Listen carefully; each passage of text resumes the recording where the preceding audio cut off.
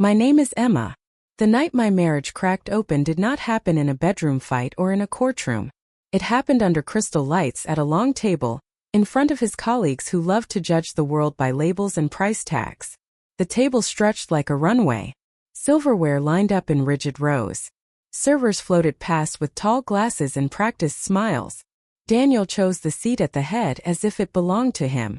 His suit was dark and sharp. His cufflinks caught every light. He lived for rooms like this. A senior partner raised a toast to new accounts. Laughter rolled. Then Daniel stood with his glass high. To work, to success, and to keeping standards, he said. His smile tilted toward me. Even if some of us still dress like we shop the clearance racks. A few people barked out quick laughs. Others looked down at their plates. One woman at the far end winced and met my eyes for a second, then looked away. Heat climbed my neck. I wore a simple silk blouse I had saved for weeks to buy. It felt like paper on my skin. I set my glass down. Excuse me. My chair slid back with a clean scrape. My heels clicked across the stone floor. In the bathroom I locked a stall and pressed my palm against the metal wall until my breath slowed. The air smelled like lemon cleaner. My hands shook, not with tears but with control returning.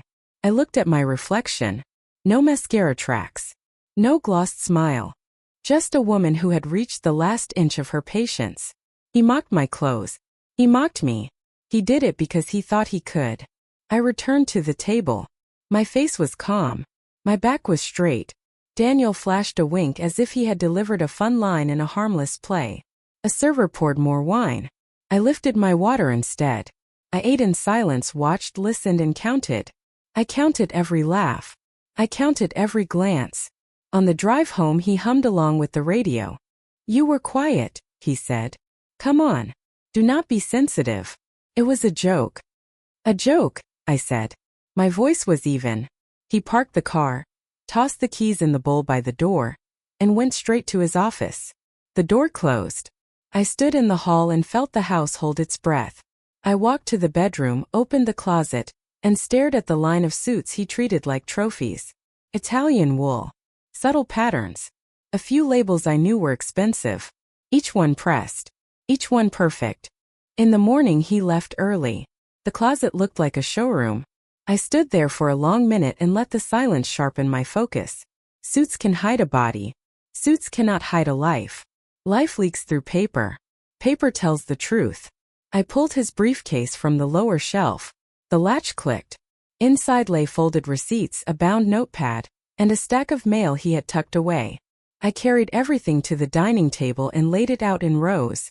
My pulse climbed but my hand stayed steady. I sorted by dates. I made piles. One envelope read final notice. A credit card bill, 2 months overdue, with a balance that would have paid our mortgage for half a year. Another letter showed a personal loan with interest that climbed every 30 days. A store account for luxury goods carried a late fee. A private club charged an initiation fee the size of a small car. A line of credit hovered inches from the limit. Several utilities showed small late penalties stacked like warning flags he had never read. I wrote the numbers into a notebook. I wrote the names. I wrote the dates. I made a list of what he had chosen to hide. I thought of his sentence at the table. I heard the laughter repeat in my head. I looked at the paper again and felt the shape of a plan form all at once and all the way through. In the desk drawer I found a leather folder with plastic sleeves. Tucked inside were receipts for tailoring, scent, and shoes. Each slip mocked the word need. I did not care about the spending as a number. I cared about the lie beneath it. He had built an armor and presented it as success. He had wrapped debt in fabric and presented it as taste. He had mocked my blouse while he hid his bills behind his suit. I scanned every page with my phone and saved each file to a drive in my bag. I labeled the folder wardrobe. I labeled the second folder debt. I set both inside the safe and spun the dial until the lock clicked. That evening Daniel walked in with the same practiced ease. Jacket over shoulder. Tie loosened just enough to look carefree. He kissed the air beside my cheek. Emma, he said, about last night. Do not take it so seriously. Everyone laughed. It was light. We had a great quarter. People need to relax. I am relaxed, I said. I set a glass of water in front of him. How was work? Busy, he said. Good busy. He shrugged off his jacket and hung it in the hall closet with care, as if that simple act restored order to his day. You should get something new for the charity dinner. Something better. I will take you. I have something better, I said. Time. He laughed. You and your lines. He headed for his office. I will send you a link to address. Try not to send it back this time. He closed the door. The lock clicked. I stood in the hall for a count of 5 and felt the old habit reach for me. The habit that said swallow it, smooth it, make it easy.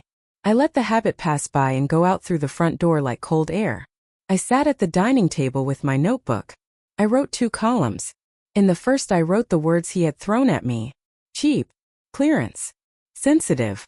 In the second I wrote the words on the letters he had hidden. Past due. Final notice. Over limit. The page told the story with no commentary needed. I opened my laptop and created one more folder. Called it Mirror. I copied a few photos from his social feeds. Public posts. Poses in suits. Captions about work ethic and taste. I placed those images next to the scanned bills. Image beside cost. Claim beside truth. The contrast felt like a blade that belonged in my hand. I texted my sister Nora. Lunch tomorrow? Early. She replied within a minute. Yes. What happened? I typed, I will tell you everything face to face. I put the phone down. I did not need comfort. I needed a witness who knew me before I learned to make myself small. The house went quiet again. I could hear the faint rhythm of Daniel's keyboard from his office. I could picture the way he would adjust his watch before he stepped back into the hall. He always adjusted it when he wanted to end a conversation on his terms. I stood, walked to the safe and checked the folders. Locked. Secure. I touched the dial with the tips of my fingers, not as a caress but as a promise to myself. I would not fight with noise. I would not fight with scenes. I would fight with paper, with dates, with codes, with the truth laid out in a line so straight no one could pretend not to see it. I turned off the kitchen light and let the room fall to a cool gray. The last words of the night were mine, and I spoke them softly, but I spoke them like a verdict. You mocked my clothes. I will reveal your debts. In the morning he would step into another perfect suit, smooth the sleeve and leave with a smile. In the morning I would meet Nora, open the folder, and begin the work that would strip the armor from the man who hid behind it. The next morning, I met my sister Nora at a cafe across from the courthouse. She was already seated when I arrived, stirring her coffee slowly, eyes sharp in a way only sisters could be. You look different, she said as I sat down. Not tired. Not broken. Different. I am, I said. I slid the folder across the table. Look. She opened it and her eyes widened. Page after page. Credit cards overdue, loans unpaid, memberships at private clubs. Her mouth twisted. He mocked you for a blouse while he drowns in this? Emma, this isn't carelessness. This is addiction to image. He thinks I will never say a word, I said. He believes his suits are stronger than paper. Nora closed the folder with care. So what now? Do you confront him? Not yet, I said. Not until I know how deep it goes. That evening I searched further. His office door was locked, but Daniel had always been careless with keys. I used the spare from the kitchen drawer. Inside, the air smelled of cologne and dust. His desk was neat, but neatness is not the same as clean. I checked drawers, folders, his computer. At first, only invoices from clients and routine notes. Then, hidden beneath a tax file, I found a small stack of envelopes bound with a rubber band. They were addressed to him personally, not to us. Each one stamped in bold red. Past due. Final warning. Collection notice. My stomach tightened. He hadn't just been careless. He had hidden these letters. He had chosen silence. I sat at his desk, spread the letters out, and began adding numbers. Tens of thousands. Some bills paid late, some not paid at all. A line of credit with monthly interest building like a fire. His suit collection alone was worth more than half of what he owed. I locked everything back in place before he returned. When he walked in, his smile was wide, his jacket crisp, his tie flawless. Emma, he said, kissing my cheek. I ordered dinner. Steak tonight. You'll like it. I studied him, the man who could toss money on food while ignoring letters marked final warning. Over dinner, he poured wine and spoke about a client deal. His tone was light, full of confidence. He gestured with his fork. See, this is what success looks like. Not everyone can manage it, Emma. But you. His eyes flicked over my dress. You're doing better. Good choice tonight. Better. He thought better was a gift he gave me. After dinner, when he settled into his office with his drink, I walked in, folder in hand. His smile faltered. What's this? He asked. Your truth, I said. I laid the letters out one by one. He laughed too loud. Emma, you shouldn't dig through my things. These are temporary. Business cycles. Everyone owes something. These aren't cycles, I said. These are failures. Hidden from me. And while you hide, you mock me. Do you think I don't see the hypocrisy? His eyes narrowed. You wouldn't understand. You're not built for risk. You see numbers, I see investments. I pointed to the red stamps. Investments don't come in envelopes marked final warning. His jaw clenched. He swept the letters back into a pile, shoving them into a drawer. Stay out of this, Emma. I provide. That's all that matters. If I say it's handled, it's handled. I stared at him, at the man who wanted to rule with arrogance while balancing on crumbling ground. You don't provide. You pretend. For a moment I thought he'd snap. His hand hovered near the drawer, fist tight. Then he forced a laugh. You've been dramatic before. This is no different. Tomorrow you'll forget. But I didn't forget. I couldn't. That night, while he slept soundly in his silk pajamas, I sat at the dining table again. I opened my notebook and added new columns. Suits, loans, memberships, receipts, lies. I wrote the numbers. I circled the totals. I highlighted the gaps. And as the pages filled, I realized something deeper. He wasn't just hiding debt. He was living in a shell, a performance costume. And every cruel word, every mock at my expense, was his way of keeping me small so I would never lift the curtain. I closed the notebook, slid it into the folder, and whispered to the empty room. You mocked me in public. Soon the world will see you in truth. The next morning before Daniel left, I caught a glimpse of his phone. A text flashed on the screen from an unsaved number. The payment is late again. Fix it before they call. The text on Daniel's phone haunted me. The payment is late again. Fix it before they call. That wasn't a bill collector's tone. That was someone who expected control over him. The next morning after he left for work, I checked the drawer where he kept his old phones. Most were dead, but one still powered on. It asked for a code. I tried our anniversary date. Nothing. His birthday. Nothing. Then I tried the numbers from his favorite suit size. It opened. My chest tightened as I scrolled. Messages filled the screen, late payments, threats, reminders. Some from banks, others from numbers saved only by initials. One stood out. RK. A thread of short, sharp texts. Dinner tomorrow? Send me the transfer first. You promised. Don't make me wait. Rachel. His assistant. I had seen her at office events, always hovering near him, always too eager with her smile. My stomach turned. I screenshotted the texts, sent them to my secure drive, and powered the phone down. That evening, Daniel strutted through the door in another perfect suit, swinging his keys like a man untouched by reality. He dropped his briefcase on the counter. I noticed how carefully he placed it, as though it carried something fragile. Later, when he showered, I opened the case. Inside, tucked beneath client files, was a thin leather wallet. Not cash. Not cards. Receipts. Hotel stays under his name. 2 nights last month. 3 the month before. Same location. Same pattern. The receipts smelled faintly of cologne that wasn't his usual brand. I scanned them with my phone, slid them back into place, and locked the briefcase before the water stopped running. My pulse thudded in my ears, but my face was calm when he stepped out, towel slung low, humming like nothing mattered. That night I couldn't sleep. I sat at the dining table again, the binder open, pages filling fast. Receipts. Texts. Hidden phones. Late payments. Mistress. Each column grew longer. The pattern was clear now. Daniel wasn't only drowning in debt. He was feeding another life. The next day I called Nora. I need help, I told her. She met me at a quiet diner. I slid the binder across the booth. Her eyes scanned the evidence, widening with every page. Emma, this isn't just arrogance. This is fraud. He's lying to creditors, lying to you, lying to his company. And Rachel, she's part of it. I know, I said.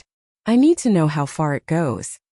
Then you need someone who can dig deeper, Nora said.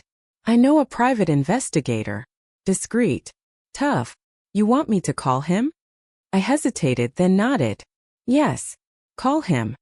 2 days later, Mason walked into my kitchen. Tall, quiet, with eyes that missed nothing. He flipped open a notebook. Nora told me enough. Show me what you have. I handed him the binder. He flipped through quickly, then looked up. This is a start. But if you want to bury him, we need more. Financial statements from his company. Surveillance. A timeline. If he's funneling money to Rachel, we can prove it. I swallowed. Do it. Within a week, Mason had results. He slid photos across the table. Daniel and Rachel leaving the same hotel, always after work hours. Transfers from our joint account to a shell account in Rachel's name. Luxury purchases delivered to her condo. I stared at the images. My husband's hand on her back. My husband's money buying her things. My husband's lies written in ink. Lena, my best friend, joined us that night. She slammed her hand on the table. Emma, he mocked you to hide his rot. Now you have proof. What are you going to do with it? I closed the binder with care. My voice was steady. He thought he could bury me under humiliation. I'll bury him under truth. Mason leaned forward, his voice low. Then you'll want to see this. I pulled his company filings. There's a second set of books. Clean on the surface, dirty underneath. He's been hiding losses for years. If this gets to court, he's finished. Mason's words hung in the kitchen. A second set of books. Clean on the surface, dirty underneath. Nora sat straighter, her jaw tight. So it's not just debt. He's lying to everyone. Emma, this isn't only about betrayal. It's about crime. I closed my eyes for a moment, steadying my breath. When I opened them, I felt steel settle into place. Then I won't fight him alone. We need someone who can strike where it counts. Nora nodded. I know the person. Amelia Reed. Corporate attorney. Relentless. If Daniel thinks intimidation will work, Amelia will chew him alive. The next morning, I walked into Amelia's office with the binder pressed against my chest. She rose from behind her desk, hand extended. Her grip was firm, her eyes sharper than any man's smirk. Emma, she said, tell me everything. I slid the binder across. Amelia flipped through page after page. Receipts, credit card bills, text messages, hotel stays, photos of Daniel with Rachel. Her brows arched, but her voice stayed cool. You've already done more than most clients manage in months. I can't afford to be weak, I said. Her lips curved in the faintest smile. Good. Because your husband isn't just arrogant. He's reckless.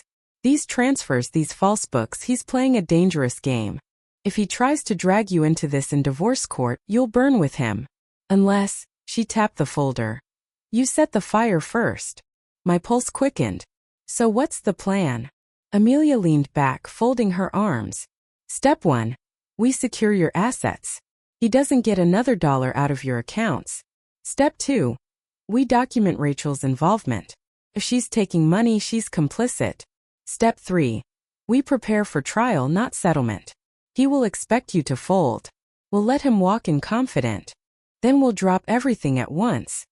Mason added, and step 4. We get hard evidence from his company.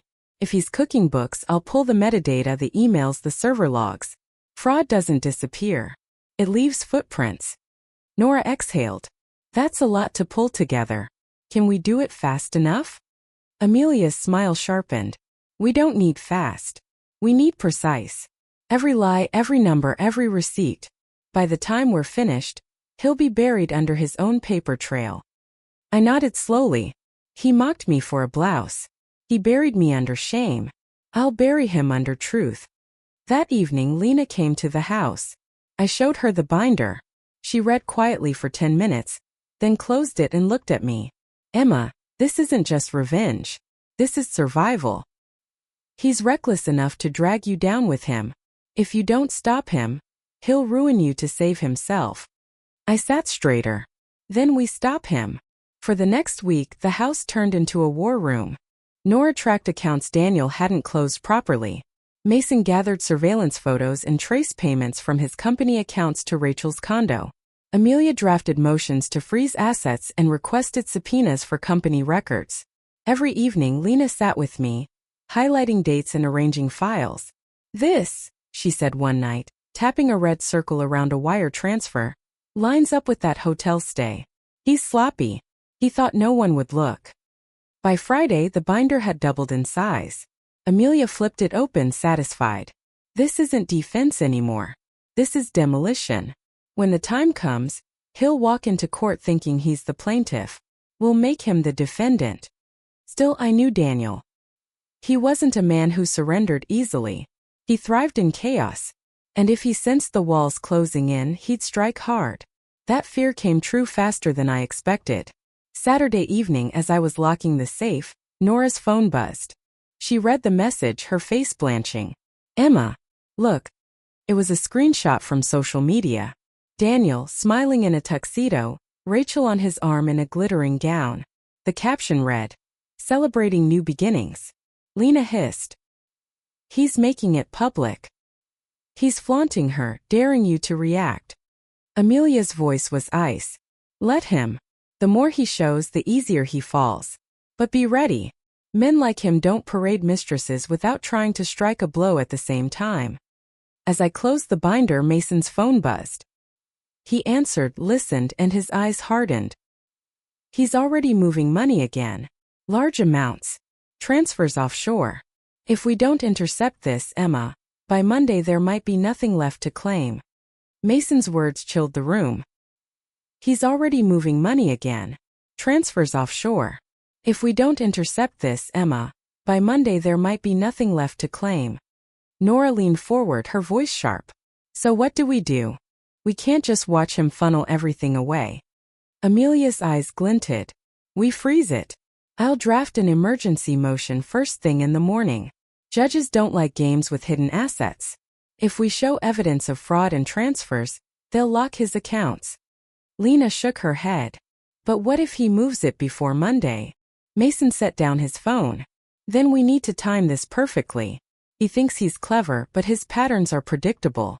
Every large transfer I've tracked happens Sunday night. He tries to get ahead of Monday audits. If Amelia files Monday morning, it lands before the next wave." I tightened my grip on the binder. "So we let him try, and then we cut him off." Amelia nodded. "Exactly.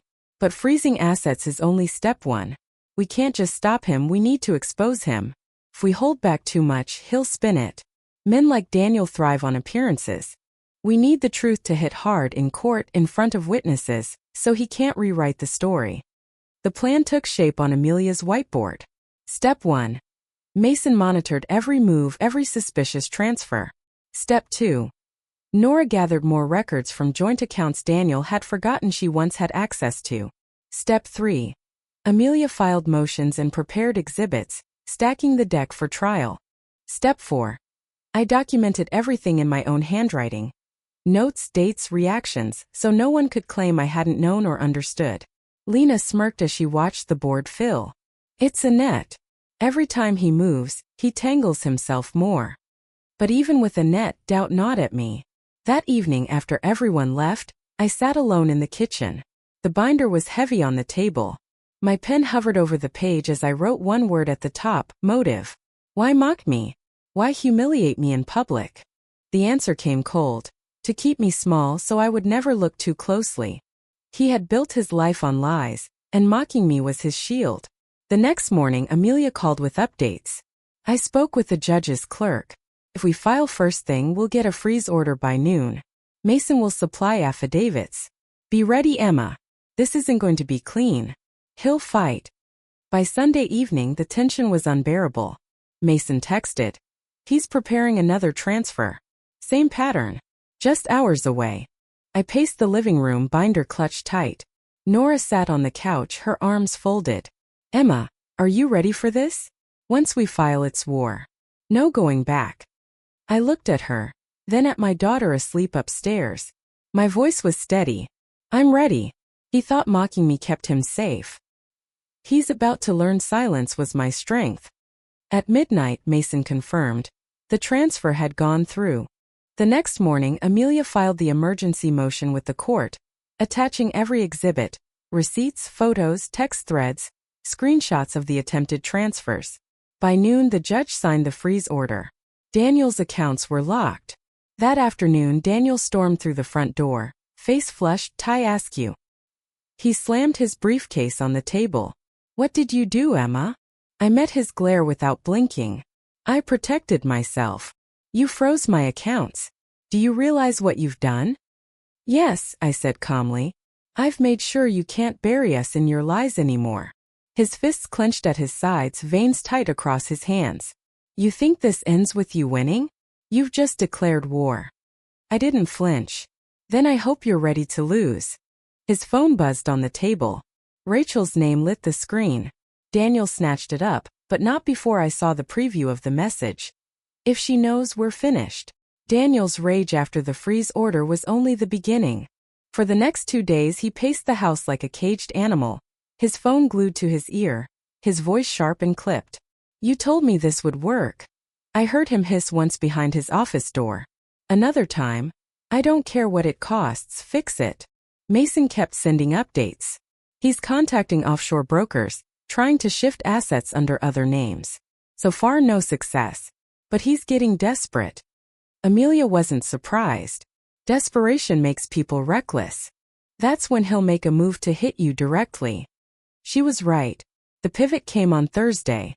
That morning Nora called me in a panic. Emma, check the news. I turned on the television. Daniel's face filled the screen, confident, polished, suit pressed to perfection. He stood behind a podium at a press conference. Rachel lingered behind him, smiling faintly. He spoke smoothly into the microphones. Ladies and gentlemen, I regret to inform you that my wife, Emma, has taken actions against me that are both personal and destructive. She has frozen accounts that do not belong solely to her, destabilizing our business and harming innocent employees. She is unstable, vindictive, and unable to separate emotion from judgment. My breath caught. The cameras flashed. Reporters scribbled. He leaned forward, eyes glinting. I love my wife, but she needs help. This isn't about me. This is about protecting my family, my company, and the people who depend on us. Rachel placed a hand on his arm at just the right moment, like an actress hitting her cue. Nora cursed through the phone. He's painting you as unstable. He's flipping the story before the court date. Amelia called within minutes. Don't react publicly. Silence is power. We'll file for a restraining order against further slander. But Emma, understand. This press conference isn't for the public. It's bait. He wants to rattle you. I clenched the binder in my lap. Then he doesn't know me anymore. Still, I knew perception mattered. His words would ripple through friends, colleagues, investors. For a moment it felt like he'd stolen the stage. But Mason wasn't done. That evening he arrived at my door, laptop in hand. I pulled footage from the press conference, he said. He pressed play. On screen, Daniel smiled for cameras, but Mason zoomed in on the reflection in the glass podium. Papers lay spread before him. Mason froze the frame. Bold letters glared back. Script prepared by R.K. Rachel Klein. I stared at the image, fury flooding me. He let her write his attack against me. Mason nodded. We can prove it. Combine this with the transfers, the hotel stays, the second set of books. His narrative collapses. That night, Lena joined us at the table. She shook her head at the replay of Daniel's speech. He's trying to gaslight the world, Emma. But you've already got the proof. All you need is the right moment to deliver it. Amelia called again. We move in court next week. Let him enjoy his spotlight. The bigger he plays, the harder he'll fall. But Emma, be prepared. Men like Daniel don't go down quietly. He'll throw everything he has in the way. I looked at my daughter asleep on the couch beside me, clutching her blanket. My voice hardened. Then I'll throw the truth. At midnight, Mason's phone buzzed with an urgent alert. He glanced at it, his face draining of color. Emma, you need to see this. Daniel didn't just hold a press conference. He filed a motion this afternoon accusing you of mental instability. He wants emergency custody. He's coming after your daughter. The hearing room was packed.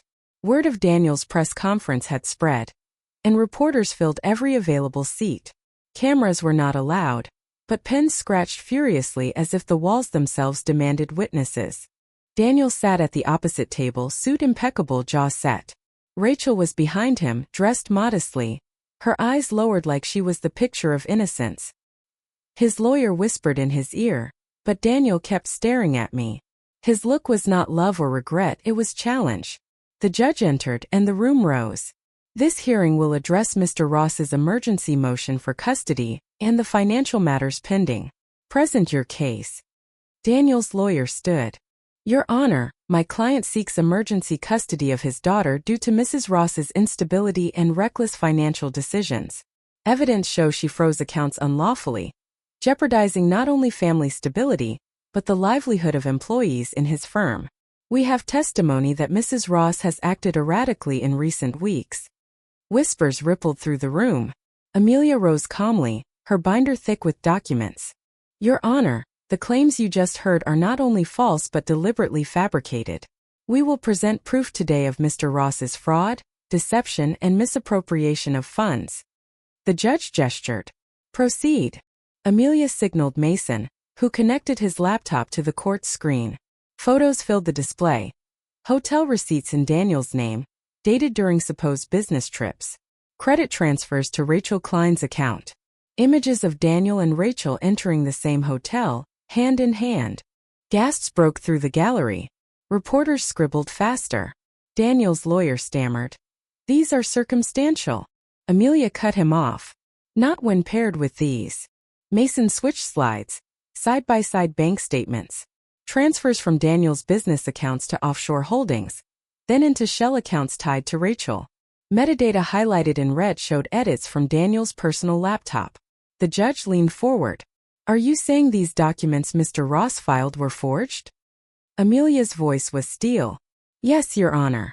Forged to frame Emma Ross as unstable and irresponsible. We have forensic reports, sworn affidavits, and system logs proving the alterations originated with Mr. Ross himself. Daniel shot to his feet. Lies. She's manipulating. The judge slammed the gavel. Sit down, Mr. Ross. Amelia nodded at Mason. One final clip played. The bar recording. Daniel's own voice echoed through the courtroom. When this divorce hits, I'll make sure the court sees what she's done. She'll fold if the numbers are close enough. Rachel's laugh followed, unmistakable. The gallery erupted. Gasps, murmurs, even a few audible curses. Rachel buried her face in her hands. Daniel's lawyer froze in place, pale and sweating. The judge's eyes burned through Daniel. Do you deny this is your voice? Daniel's lips trembled. That, it was taken out of context. A private conversation. She can't. Amelia's tone cut sharp. The context is clear. Mr. Ross plotted to fabricate evidence against his wife, humiliate her in public, and strip her of custody to cover his own debts. This is not the act of a guardian. It is the act of a fraud. I rose then, my voice steady. He mocked me in public for not dressing like him. He thought appearances mattered more than truth. But behind his suits were lies, debts, and betrayal. I won't let my daughter grow up thinking this is strength. This is weakness exposed. The judge slammed the gavel again. Order. This court will recess to review evidence. But I will say now, the credibility of Mr. Ross is in question. Custody remains with Mrs. Ross until further notice. Financial accounts stay frozen. Further sanctions are under consideration. Daniel collapsed into his chair, sweat beading on his forehead. Rachel pulled away from him, sliding her chair inches back. His lawyer whispered frantically, but Daniel just stared at the floor, jaw clenched so tight it trembled.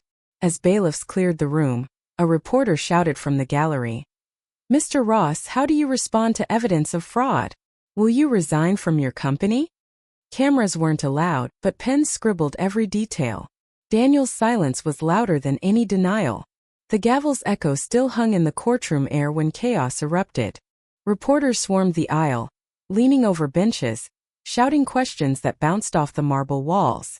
Bailiffs struggled to keep order, guiding the crowd toward the exit. Daniel sat slumped in his chair. His perfect suit rumpled for the first time. His lawyer whispered frantically, sliding papers into a briefcase, but Daniel didn't move. His eyes were fixed on the floor, jaw tight, lips pale. Rachel, once glued to his side, now sat frozen, her hands clenched in her lap. When he finally looked at her, she shook her head and turned away. Amelia touched my arm. Do not say a word. Let his silence destroy him.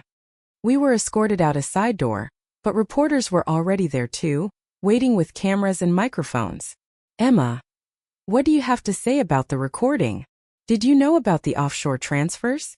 Are you filing for criminal charges? Amelia stepped between me and the crowd. No comment. Official statements will follow. She kept me moving, Lena and Nora close behind. Outside, flashes blinded us.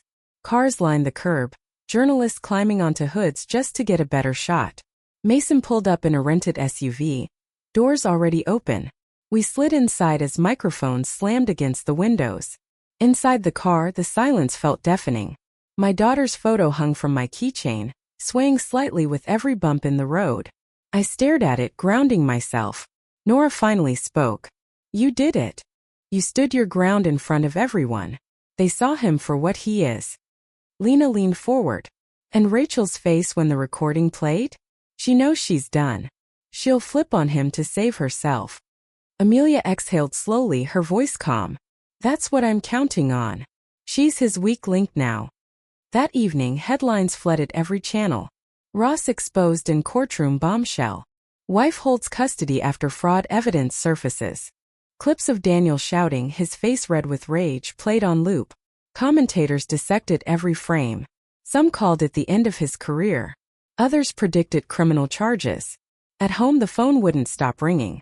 Friends, former colleagues, even strangers sending messages of support. I let most go unanswered, but one call caught me off guard. It was Daniel's mother. Her voice trembled. Emma, I don't know what to say. I believed him. I thought he was holding everything together. But if what you showed is true. It is, I said quietly. A long pause. Then take care of my granddaughter. Don't let his lies touch her. Promise me. I promise. The call ended, leaving me shaken but stronger. Even his own family was breaking away. But Daniel wasn't done. That night, Mason called with an update. I've been monitoring his devices. He tried to call 2 board members after court. Both refused to take his call. Investors are bailing. His company's stock dropped 12% in hours. Good, Nora muttered. Let him drown in the mess he made. Yet I knew him too well. A man like Daniel wouldn't fade quietly. His pride was wounded, his empire crumbling, his mistress pulling away. That made him more dangerous, not less. At midnight, my phone buzzed again. This time it wasn't a reporter or friend. It was a blocked number. The message read, "You think you won today. Tomorrow I take everything back." I stared at the screen, my hands steady. For the first time I didn't feel fear. Only clarity. The war wasn't finished, but the ground had shifted. Now he was fighting uphill and I held the high ground. Mason called moments later. Emma, listen carefully. A contact at the district attorney's office just tipped me off. Daniel's under active criminal investigation now. Tomorrow subpoenas go out. If he panics, he might run. Be ready. Morning light spilled across the dining table, but I barely noticed. The binder lay open, notes scattered like battle scars. My phone buzzed nonstop. Alerts, messages, headlines. Ross investigation official. District attorney confirms subpoenas. Corporate giant faces collapse. Nora poured coffee, her voice steady. It's happening. The DA's office opened a fraud case. Subpoenas went out at 8 this morning. His company is locked down. Lena scrolled through her phone, her jaw tight. Reporters are saying board members are stepping aside. Investors are fleeing. Daniel's name is toxic now. I took a sip of coffee, the warmth steadying me. For weeks, fear had wrapped itself around me. But now, even with chaos outside, I felt something new, control. Amelia called at 9. Emma, the district attorney will want to meet you. Your testimony and the evidence you've gathered are key. But understand, this moves us into another arena. Divorce court was one fight. Criminal court is another. I nodded. I'm ready. She hesitated. And Daniel knows it. He's cornered. That makes him unpredictable. By noon, Daniel's press machine sputtered out. News outlets replayed his meltdown in court side by side with evidence of forged files and hotel receipts. Commentators tore his image apart. Former colleagues lined up to distance themselves. One even said on live television, "We ignored the warning signs for too long. That's on us." Rachel's silence screamed louder than words. Her social media accounts vanished overnight. Mason confirmed she had spoken privately with investigators. "She's flipping," he said. "Protecting herself. She'll hand them everything if it means cutting a deal." That evening, Amelia came to the house. She spread new documents across the table. "The court granted full temporary custody to you. Permanently if this continues. His accounts remain frozen. His assets are under review. Emma, you're protected now." I looked at the papers, relief washing through me. "Protected," I repeated softly. Lena hugged me from behind. "You earned this. You fought him with truth, not noise." But peace didn't come easy. At dusk, Mason arrived with an update. His tone was grave. "Daniel hasn't gone home. He skipped 3 scheduled meetings. His car's missing.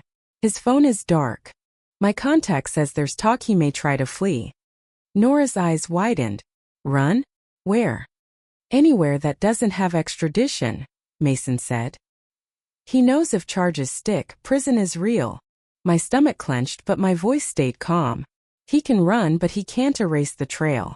Paper doesn't vanish. Lies don't vanish. Wherever he goes, the truth follows." That night, I tucked my daughter into bed. Her small hand curled around mine. She didn't know about subpoenas or indictments. She only knew I was there, steady, unshaken. Downstairs, I sat with Amelia, Nora, Lena, and Mason.